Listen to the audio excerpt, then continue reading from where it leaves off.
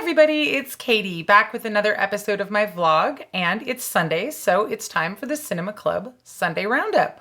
We started the week last Sunday with another Marx Brothers classic. We went back to 1933 for Duck Soup. I say we, but unfortunately Henry was out sick from Cinema Club, and I actually fell asleep while we were watching the movie, which is terrible. And this is absolutely not a snooze fest of a movie. I was just completely exhausted. So half of Cinema Club actually wound up watching Duck Soup this week, Sean and James, and they thoroughly enjoyed the movie. I've seen it several times in my life. I don't really want to make a personal comment about it this time just because I haven't actually watched it recently, even though we watched it last week. But this is the one that is the tiny neighboring countries of Fredonia and Sylvania are coming to the brink of war with each other. Groucho gets installed as the president of Fredonia, and his brothers are spies from Sylvania who come to Fredonia to try and get some intel and start some stuff. I'm not going to say more than that because, as you guys know, I like you to see the movie and let the movie tell you the movie instead of me telling you the movie. But this is another stone cold Marx Brothers classic. It's completely hilarious from beginning to end. Like I said, it's definitely not a snooze fest. Don't let the fact that I fell asleep color this at all for you. Sean did want me to tell you he found Harpo to be terrifying in this movie. The way he kind of has this running gag where he's going around with scissors cutting off the ends of a bunch of different things throughout the movie. And he's got this kind of crazy stare while he's walking around and, of course, not talking. And Sean found that very scary in this movie, as well as funny, but also sort of, what's going on with that character? So Duck Soup, 1933, Marx Brothers classic.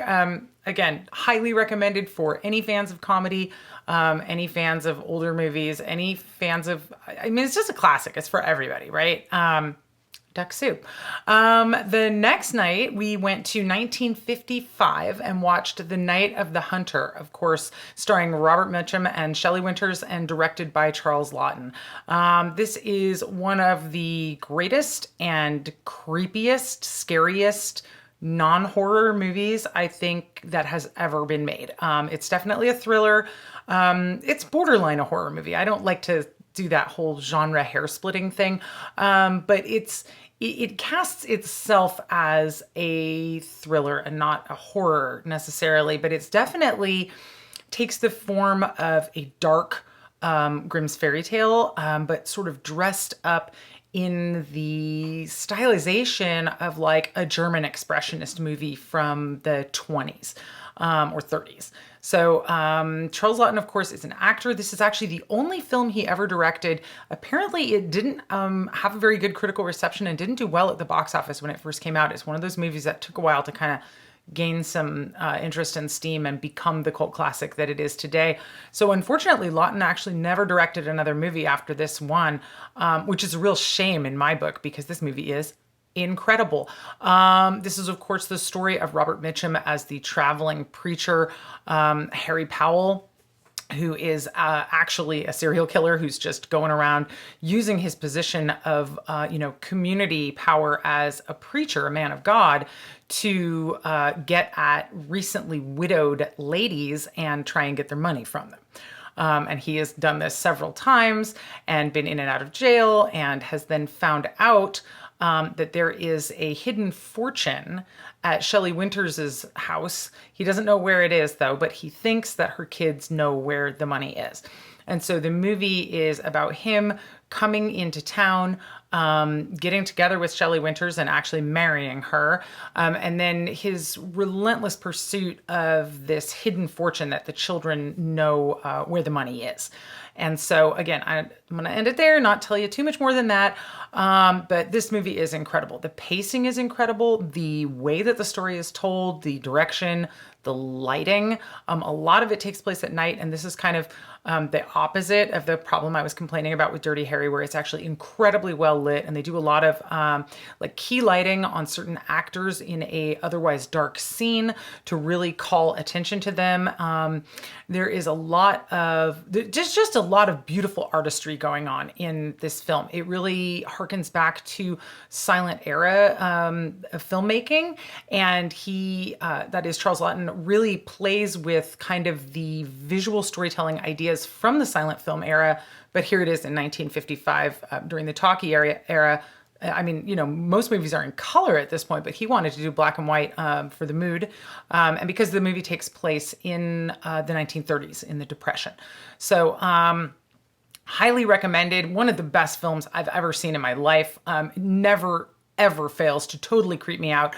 Robert Mitchum is excellent as this just awful character who is charming and suave enough and, again, has enough community backup to not be seen as a threat, even though he clearly is and is very, very frightening.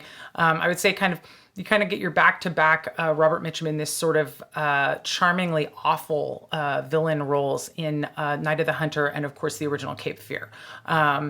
Both excellent movies. I'm not going to talk about Cape Fear right now because we didn't just watch that. But Night of the Hunter, totally excellent. The kids really enjoyed it. I was super curious to see how they would take it. I first saw it when I was about 12 years old, and I found it to be, like I said, terrifying, this character coming into town and the position of power he puts himself in with regard to these children who are in a totally powerless situation is very scary. And what those kids do in that situation is pretty cool. And again, don't want to go spoilering the movie. I will say the ending is a little bit cheesy. There's kind of a tacked on bit at the very ending of the movie, which really doesn't feel thematically like it fits with the rest of the movie correctly. This is one of those movies where I feel like if they had ended it in 5 or 8 minutes earlier than they did, it would have been a lot stronger. But this is a beautiful movie. It's very well done. I'm not going to complain about this one little thing at the ending. 10 out of 10, required viewing. So Night of the Hunter, definitely watch that one. Let's see. The next night after that, it was Jimmy's pick, and he's been threatening to pick Inception for a while. And so we finally got to watch that movie, which was, pretty darn fun. You guys have seen Inception, right? This is the Christopher Nolan movie from 2010 that basically has half the cast of his Batman movies plus Leonardo DiCaprio. And the basic idea is these guys are agents who know how to go into a person's subconscious via their dreams and extract information from their subconscious. And they get hired to do the opposite of extracting an idea. Inception is the act of planting an idea in a sleeping person's mind so that they then think it's their own idea. This movie, of course, plays really, really well with the idea of the layers of reality and layers of storytelling and what level of the dream are you in, or are we all dreaming right now? Is the audience watching the movie participating in a group dream type situation? Also, the answer is yes, of course. So you guys know that I dig anything that has that layers of reality to it. This film also has a circular narrative, which is awesome. Sorry if that's a little bit of a spoiler, but I feel like everybody has been exposed to some Inception media in the last 10 years, and I can talk a little bit more freely about this one. The kids, of course, loved it. It's a great action movie. It's a thriller. It's got elements of the heist genre. There's some thoughtful things to it, but it's what I would call an everyman's thoughtful film, if you will. Like, you don't have to be like real smart to get it. You do need to pay attention when the characters are doing the exposition. And boy, the first half of the movie, there's a lot of exposition because they have to explain how the whole deal works and how they're going to pull off the job. That's where it gets really like a heist movie. And, pay attention to the exposition, pay attention to what you see on the screen. You're not going to get lost, but there are enough places where things are kept a little bit vague. And of course, the ending, which I won't say what it is, but if you've seen the movie, the ending is left wide open to audience interpretation, which of course I love. I like anything that allows you to kind of get into it, roll around in it a little bit, pique your own curiosity or your own trains of thought and get you going on some different kind of ideas about things. That's a really satisfying movie for me. In a lot of ways, way more satisfying than a tidy narrative that's just wrapped up by the end and they all lived happily ever after. So, Inception. I will admit, I think I've said this before, I am not a big Leonardo DiCaprio fan at all. I actually, in fact, just came around to him in the last couple of years and, kind of have really been appreciating him as an actor. But before it was just kind of like, oh, I didn't want to see any movie that he was in. So I would say Inception is great, except that it has Leonardo DiCaprio in it, and that makes it really good instead of just great. And again, that's my personal thing. I find him a bit annoying. All of the other actors do an incredible job. He does a decent job in his role, but again, I just personally find him annoying. But I would say this movie has really good acting. It's got, of course, great special effects. If you don't know, look up the behind the scenes video of how they did the hallway battle scene with the rolling set. It's really cool. And yeah, Inception. I don't have a lot to say about it, except it made me even more curious to go back and watch Memento, which I haven't seen since it came out. But I'm curious to show it to the kids, and I'm curious as to how that one has held up over it's got to be 20 years now since it came out. So we might continue with our little Christopher Nolan thing that we've been doing around here. I also really have been wanting to show the kids The Prestige. That's one that I watched without them when Sean was in the hospital and really dug it. And none of them have seen it, and I really want to share that one with them. So if we go rolling around more in the world of Christopher Nolan, that is probably where we're going to go next, one of those two movies. So after Inception, we got around to Wednesday again, and of course Wednesday is Western Wednesday. And this week we watched Butch Cassidy and the Sundance Kid. This is the 1969 Western starring Paul Newman and Robert Redford in the title roles, of course, based on the true actual story of Butch Cassidy and the Sundance Kid.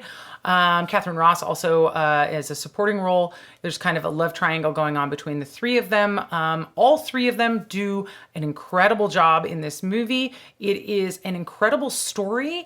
The movie is done really, really well for most of the movie, but I got a couple of big complaints, you guys. This has actually been kind of the sourest note in the whole lineup that we've had for Western Wednesday, and it is that Burt Bacharach soundtrack on this movie. You guys, have you seen this movie? It is so weirdly anachronistic to have this Burt Bacharach soundtrack and then with the feature of the song Raindrops Keep Falling on My Head in this totally out of place scene where Paul Newman is riding around on a bicycle showing off to Catherine Ross and like showing her all the tricks he can do on a bicycle, which is like a new tech at the time. What? The scene makes no sense. The soundtrack makes no sense. The soundtrack really takes away from the movie. If you could just take the Burt Bacharach soundtrack away and replace it with a decent Western soundtrack, even just a generic one, it would improve this movie so, so much. The other kind of weird decision that they made in this movie is there's a couple different parts where instead of just telling the story through filmmaking, storytelling like you would, they decided to make these sort of montages of sepia-toned photographs to tell sections of the story silently in kind of a old-timey, Wild Westy way. It doesn't work very well at all. It's distracting from the main narrative of the film. It makes you sit there working too hard going, wait, what's going on now? Why are they telling me the story this way? It's a weird thing. I really feel like it was a strange decision, and the movie would be a lot better if they hadn't done that, and if instead they had either shown a quick scene summarizing the events that happened, or even had some narration that just told the audience, here's the next little bit of the story if they didn't want to particularly film that part. It just felt really strange and out of place in this movie. So I feel like that was a lot of complaining. Those complaints aside, this is a really fun Western. There's some really great action scenes. Robert Redford as the Sundance Kid is just like the greatest shooter of them all. I mean, and we've watched a lot of Westerns with a lot of like really great gunslingers who are great trick shooters, and he's just like totally the best and blowing all of them out of the water. Paul Newman's character has like never killed a guy before, which is pretty funny considering they're these notorious bank robbers, train robbers.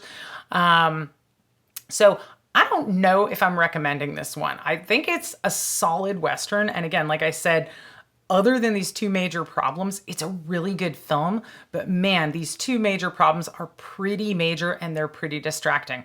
I also had the like total no-dumb moment while we were watching this movie that Robert Redford's Sundance clothing catalog and Sundance Film Festival are, of course, both named for this one role that he did, which is kind of cute if you think about it. And I had never put that together before. So that's kind of a weird not recommend from me, but I will tell you, as far as chains of stuff go, this has now opened up the Paul Newman side of the movie catalog, which I'm very excited about because we have had Cool Hand Luke and a couple of other of his films on our list for a long time. So of course, I love following little chains, and we will probably watching Cool Hand Luke, probably HUD, and probably some other Paul Newman films in the near future, which is exciting because I love those movies.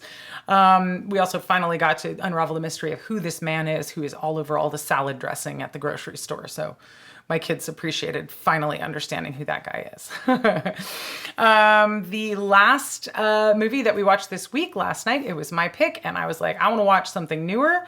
And I took a quick spin through new releases and went, oh my God, Ip Man 4 came out. So have you guys watched the Ip Man movies? We have watched all three of them up till this one that we watched last night, and now we've watched them all. They are so fun. Donnie Yen stars as the real life character, Ip Man, who is a Wing Chun Kung Fu master and who was Bruce Lee's teacher. And each story in the Ip Man saga takes place in a different part of his life and kind of telling some different things. Mike Tyson was in the third one.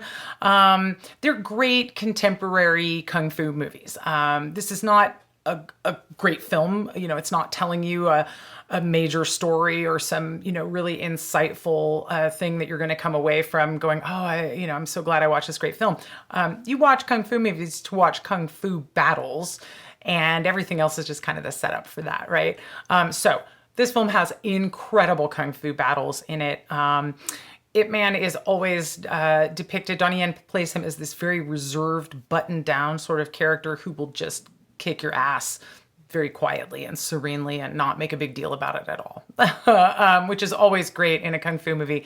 In this particular installment of the story, it's 1964, and Ip Man's wife has died, and so he's gone off to San Francisco to see about starting a new life for him and his son. He's trying to get his son into some private school in San Francisco. Meanwhile, Bruce Lee is upsetting the local Chinese community by teaching Chinese martial arts to white folks. And so that's like causing a scandal. And then there's some other very improbable drama going on with the kids at the high school that Ip Man is trying to get his son enrolled in, where like a Chinese girl gets chosen as the leader of the cheerleading squad, and some popular white girl named Becky, which my kids laughed uproariously that her name was Becky. They were like, that's perfect. Becky is, wants to get her, and like Becky's dad works for the INS. So like they go like round up all the Chinese guys in San Francisco and they're going to deport them. Like it's like the most improbable story. And then meanwhile, some other local Chinese martial artist character is in the Marines, and he wants to teach his buddies in the Marines about Wing Chun Kung Fu so that they can use that in their hand-to-hand fighting style. But all these like hardcore Marines who are like wicked white supremacists who say all this racist stuff to the Chinese guys are like super, super into karate. And so they're going to like kick your ass using karate and show you how it's done. So there's all of these sort of like, is karate better than kung fu major battles going on between these various characters with this bizarrely racially loaded element thrown over the top of it, which feels really weird. But again, you don't really watch this movie for the plot. You watch it for the battles, and the battles are really, really satisfying and great, and great choreography, great camera work. It's a great kung fu movie. It's a ton of fun to watch. So I highly recommend the entire Ip Man saga. All four of them have been totally fun to watch. You could watch number 4 by itself. It's new on Netflix. But again, start with the first one. Give it a try. See how you like the Ip Man movies. We have thoroughly loved them. The one caveat here is you can choose whether you watch a dub or subtitled. We always try to choose the subtitled, but we goofed it up at the beginning of this movie and we accidentally started out watching the dub, which is totally ridiculous, as any good dub is. But so we figured out pretty quickly that we needed to change the audio track and got it over to where it needed to be. And again, we always watch it with the subtitles if we can, because we want to hear it in the original language that the actors are speaking. But if you're a fan of awful dubs of kung fu movies and like Chinese people speaking in all kinds of outlandish accents that don't make any sense at all, I guess go for the dubbed version of Ip Man 4 because boy, does it have a lot of that going on.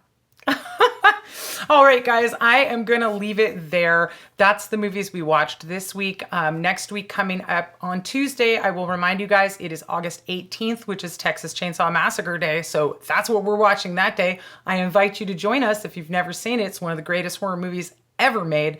And August 18th is the day to watch it. And then on Wednesday, we are concluding our initial run of Western Wednesday with El Topo, which is one of my favorite really, really, really weird movies. Really fantastic Western. My kids haven't seen any Jodorowsky movies yet. This is going to be their intro. So I'm very excited about that as well. So let me know down in the comments what you guys watched this last week or what you have coming up next week, what you're excited to see. I'm always curious to hear about what other chapters of Cinema Club are doing. I will be back in a few more days with another episode of my vlog. And until then, hope everybody stays safe. Take care out there and thanks so much for watching.